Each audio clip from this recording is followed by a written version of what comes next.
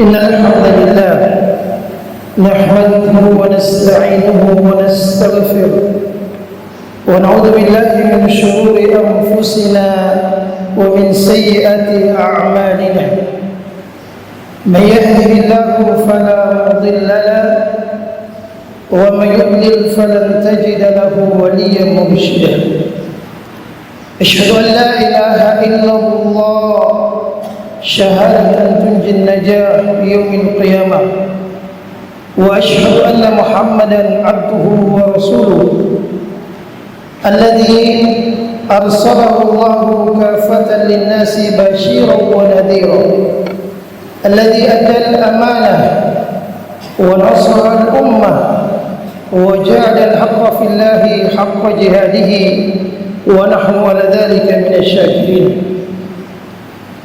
اللهم صل على محمد وعلى آل محمد كما صليت على إبراهيم وعلى آل إبراهيم إنك حميد مجيد، وبارك على محمد وعلى آل محمد كما باركت على إبراهيم وعلى آل إبراهيم إنك حميد مجيد. ما بعد، فقد قال الله تعالى في محكم التنزيل بعد أعوذ بالله من الشيطان الرجيم: يا أيها الذين آمنوا اتقوا الله حق تقاته ولا تموتن إلا وأنتم مسلمون. فاعلموا أيها المسلمون فإن أصدق الحديث كتاب الله، وخير الهدى هدى النبي صلى الله عليه وسلم، وشر الأمور محدثاتها، وكل محدثة بدعة، وكل بدعة ضلالة، وكل ضلالة في النار. Jemaah Jumat yang dirahmati oleh Allah Subhanahu wa taala, di hari yang mulia ini, di tempat yang diberkahi dan dirahmati oleh Allah, bersama orang-orang yang terus kita harapkan, kita doakan semoga senantiasa dijaga dan senantiasa dirahmati oleh Allah Subhanahu wa taala. Maka tiada seindah ungkapan selain ucapan hamdalah sebagai ungkapan rasa syukur kita kepada Allah atas segala nikmat dan karunia yang diberikan kepada kita, sehingga kembali kita bisa membuktikan rasa syukur itu dengan melaksanakan salat Jumat secara berjamaah dalam kondisi sehat walafiat. Bersyukur jemaah sekalian adalah perintah jelas dari Allah, fadhkuruni adhkurukum washkuruni wala takfurun. Seseorang yang mampu bersyukur atas segala karunia dan nikmat dari Allah, berarti dia adalah orang yang telah memantapkan dirinya di hadapan Allah, memantapkan dirinya di hadapan Allah sebagai orang yang berhak untuk senantiasa dijaga, senantiasa dirahmati, dan senantiasa ditambahkan nikmatnya oleh Allah Subhanahu wa taala. Sebab mengapa? Ketika kita tidak bersyukur, kufur kepada Allah, maka Allah akan mencabut nikmatnya dan mengganti dengan azab yang sangat pedih. Begitulah diungkapkan firman Allah Subhanahu wa taala, la in syakartum la azidannakum wa la in kafartum inna adabi lasyadid. Kemudian salam dan salawat senantiasa kita peruntukkan kepada junjungan Nabi besar kita Muhammad sallallahu alaihi wasallam, khatamul anbiya'i war rusul, penutup para nabi dan rasul, manusia terbaik yang dipilih oleh Allah Subhanahu wa taala sebagai suri tauladan, panutan yang terbaik bagi siapa yang mengharapkan rahmat Allah di dunia dan di akhirat. Makanya mas sekalian, di hari yang mulia ini, di momentum yang mulia ini, di mana Allah Subhanahu wa taala di hari itu senantiasa mengabulkan doa setiap hambanya, maka kita berharap dan berdoa kepada Allah, mudah-mudahan Allah Subhanahu wa taala terus menjaga diri kita, menjaga keluarga kita, menjaga kerabat kita, agar senantiasa di bawah sinaran petunjuk Nabi kita sallallahu alaihi wasallam. Selaku khatib, kami terus berwasiat kepada diri kami dan jemaah sekalian, mari kita menjaga kualitas iman dan takwa kita di hadapan Allah. Sebab sebaik-baik bekal menghadap hadirat Allah adalah ketakwaan. Wa tazawwadu fa inna khairaz zadi taqwa. Di akhirat, ketinggian derajat seorang hamba, tinggi rendahnya itu ditakar, diukur sejauh mana kualitas ketakwaannya kepada Allah. Inna akramakum 'indallahi atqakum. Makanya di akhirat Allah menyediakan rahmatnya, menyediakan nikmat yang begitu luas hanya untuk orang-orang yang bertakwa. Tilkal jannatul lati nurisuha min ibadihi man kana taqiyan. Itulah yang menjadi alasan mengapa para nabi dan rasul serta orang-orang soleh terdahulu menjadikan nasihat takwa ini adalah warisan terbaik untuk senantiasa kita ingatkan, untuk senantiasa kita sampaikan. Wa laqad wasaina alladziina utul kitaba min qablikum wa iyyakum an ittaqullah.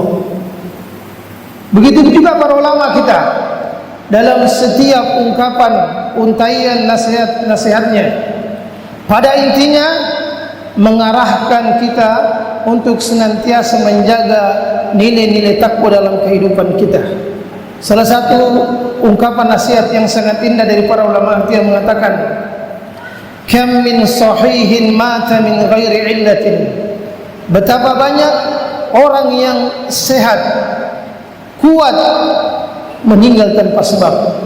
Sebaliknya, betapa banyak orang yang telah diuji dengan ujian yang sangat berat. Sebagian kita melihat, menyangka pendek harapan untuk dia bisa melanjutkan kehidupannya di dunia ini. Tapi Allah Subhanahu wa taala mentakdirkan baginya dipanjangkan umurnya. Wa kam min arusin zayyanuha li zawjiha. Betapa banyak mempelai pengantin yang wanitanya dihias untuk dipersembahkan kepada mempelai laki-lakinya. Faqad nusijat akfanuhu wa huwa la yadri. Di hari itu Allah telah menuliskan takdir baginya, telah dijahit kain kafannya, namun dia tidak mengetahuinya.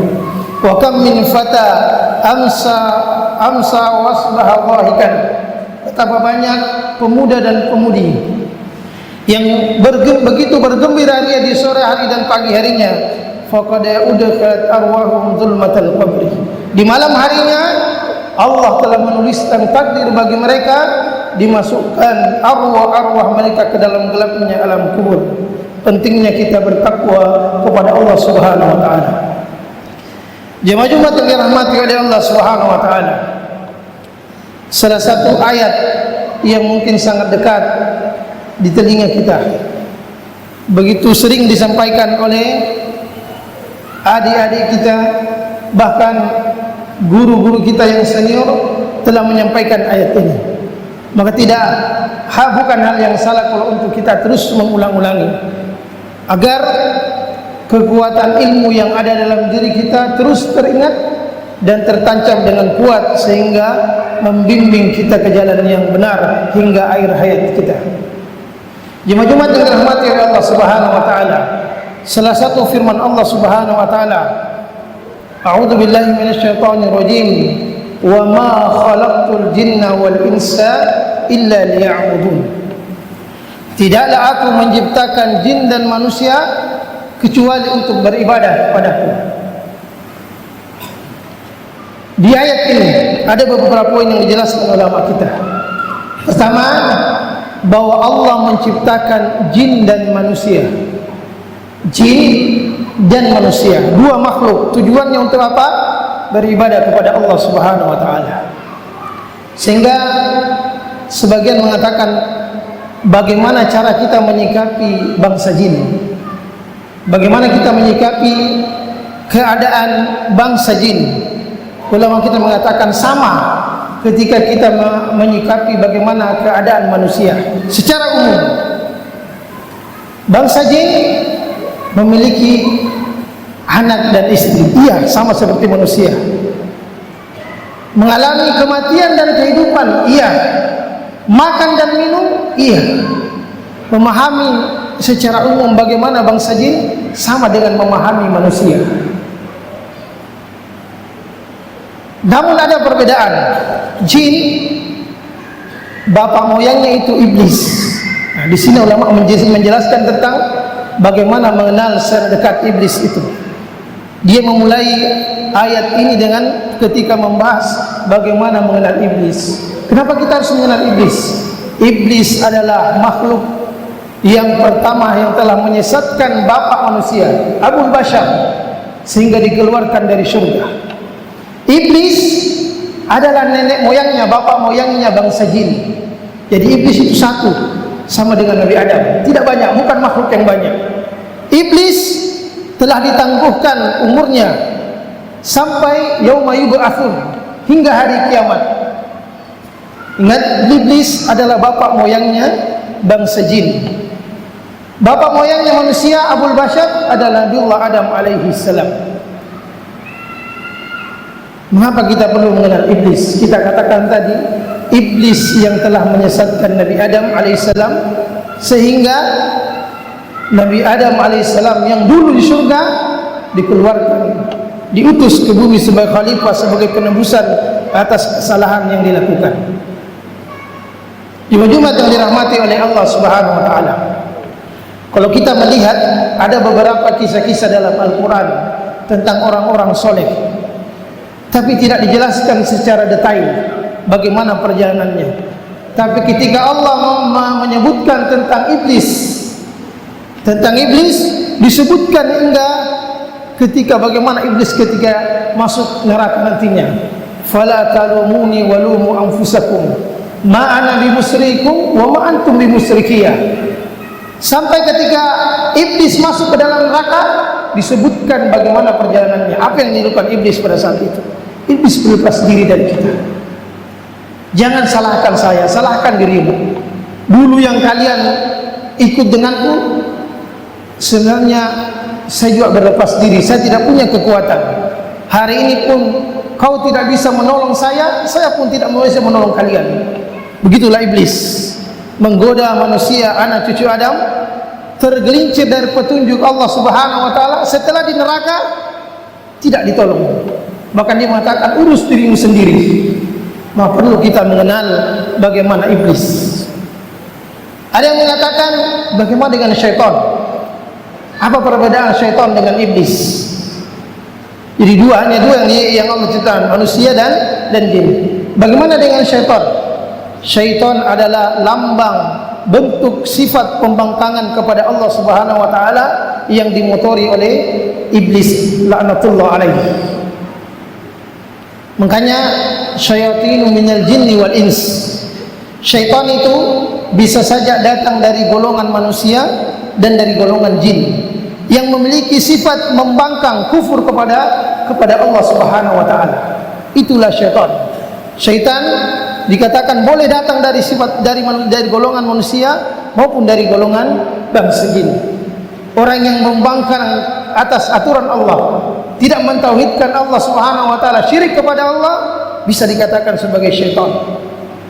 Syaitan adalah kata sifat, bukan makhluk yang diciptakan seperti iblis. Iblis adalah bapak moyangnya bangsa jin. Jemaah-jemaah yang dirahmati oleh Allah Subhanahu wa taala, iblis menggoda manusia agar melakukan kesalahan dan jauh dari rahmat Allah Subhanahu wa taala. Ini perlu untuk kita pahami. Sebab mengapa banyak orang yang terjatuh pada kesalahan karena termakan oleh godaan syaitan. Termakan oleh godaan syaitan. Bagaimana sepak terjang iblis sebagai otak dari sifat syaitan ini telah dijelaskan dalam Al-Quran.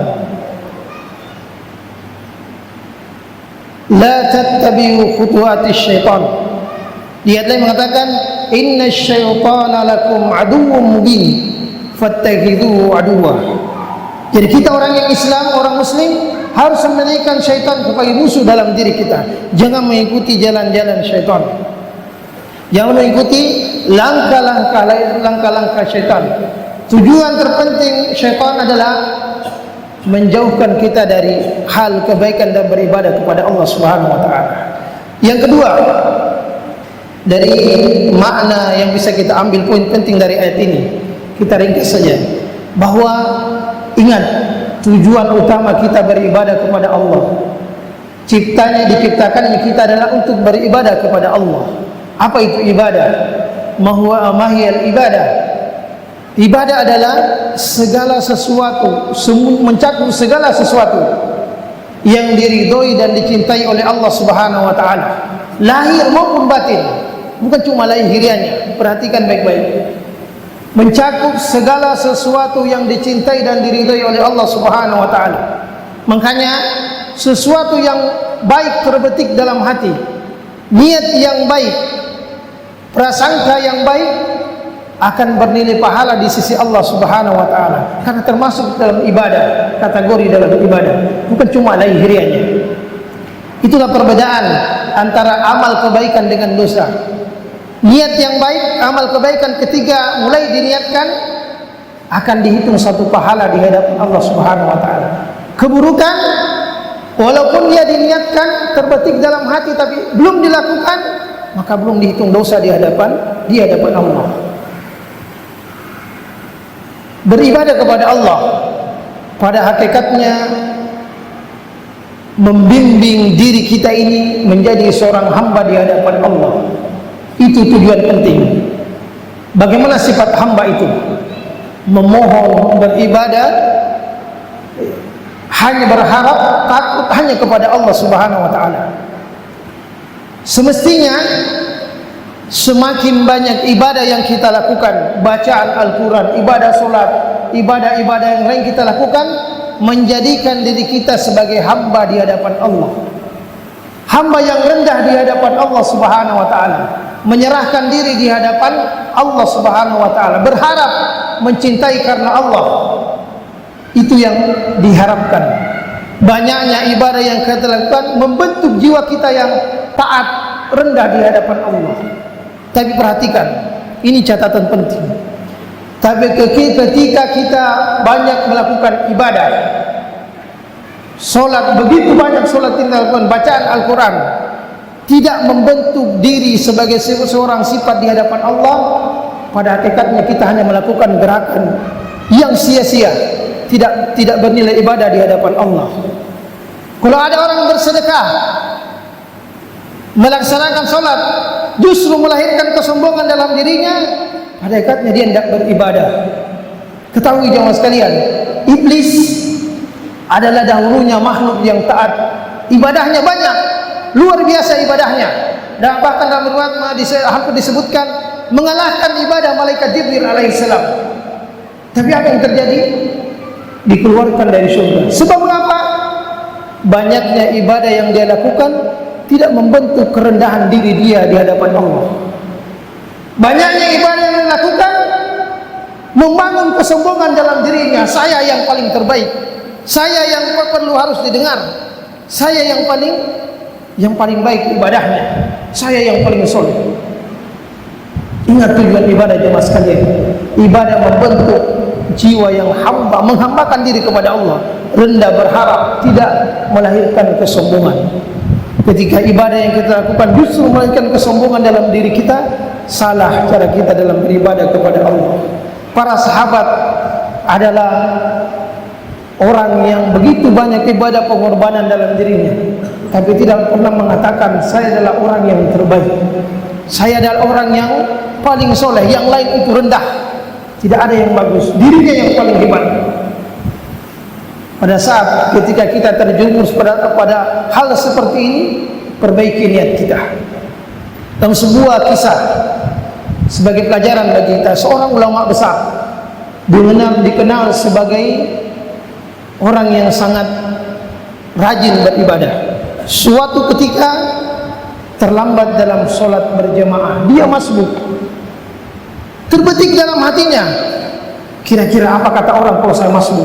Padahal dia seorang ulama besar, dikenal dengan rajin beribadah. Suatu ketika dia masbuk, terbetik dalam hatinya, apa kata orang kalau saya tak masbuk? Mungkin orang berkata yang tidak-tidak. Apa yang terjadi? Di saat itu pula dia menyadari ternyata ibadah yang dia lakukan selama ini yang begitu banyak bertahun-tahun hanya untuk dinilai oleh orang. Hati-hati jemaah sekalian. Dia menyadari ternyata ibadah yang dia lakukan hanya untuk dinilai oleh orang lain. Perbaiki niat kita di hadapan Allah dalam beribadah. Niat adalah esensi terkuat ikhlas beribadah kepada Allah, bukan karena makhluk, bukan karena menginginkan kebanggaan, kesombongan, mengharapkan kesombongan. Esensi yang paling tinggi dari nilai tauhid adalah keikhlasan dalam beribadah kepada Allah Subhanahu wa taala. Barakallahu li wa lakum fil Qur'anil azim wa nafa'ani wa iyyakum bima fihi minal ayati wa dzikril hakim. Innahu huwas samiul alim.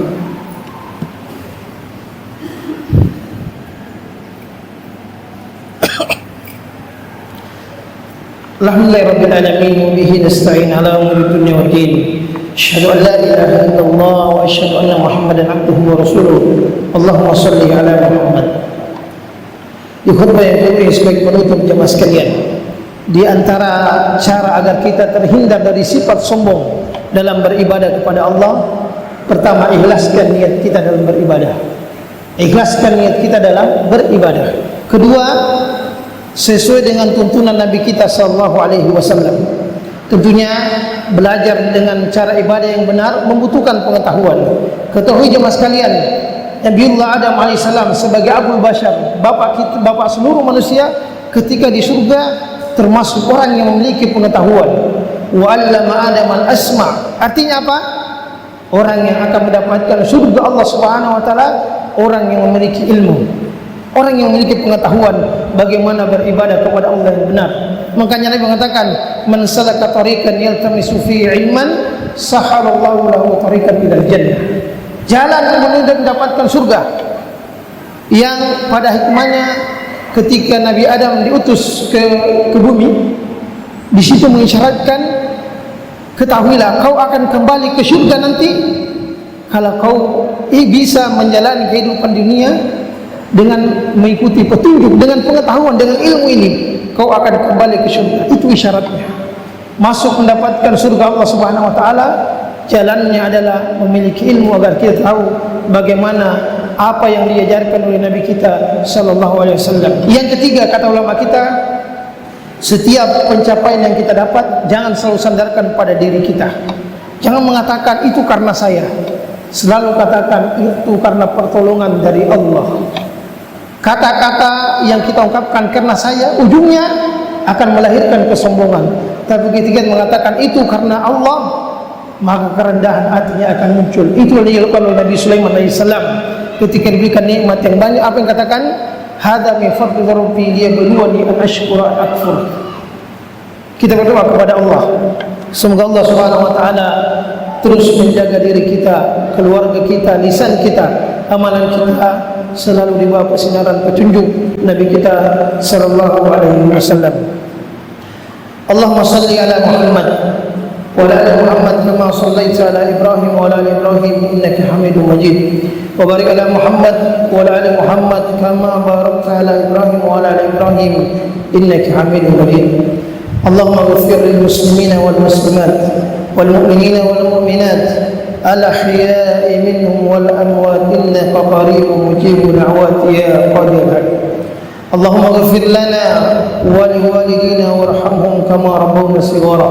اللهم اغفر لنا ولوالدينا وارحمهم كما ربونا صغارا. اللهم أرنا الحق حقا وارزقنا اتباعه وأرنا الباطل باطلا وارزقنا اجتنابه. اللهم آت نفوسنا تقواها وزكها أنت خير من زكاها أنت وليها ومولاها. اللهم أصلح ذات بيننا وألف بين قلوبنا واهدنا إلى سبل السلام واخرجنا من الظلمات إلى النور. اللهم لا تجعل الدنيا أكبر همنا ولا مبلغ علمنا ولا إلى النار مصيرنا واجعل الجنة هي دارنا برحمتك يا أرحم الراحمين ربنا آتنا في الدنيا حسنة وفي الآخرة حسنة وقنا عذاب النار وصلى الله على نبينا محمد والحمد لله رب العالمين وأقم الصلاة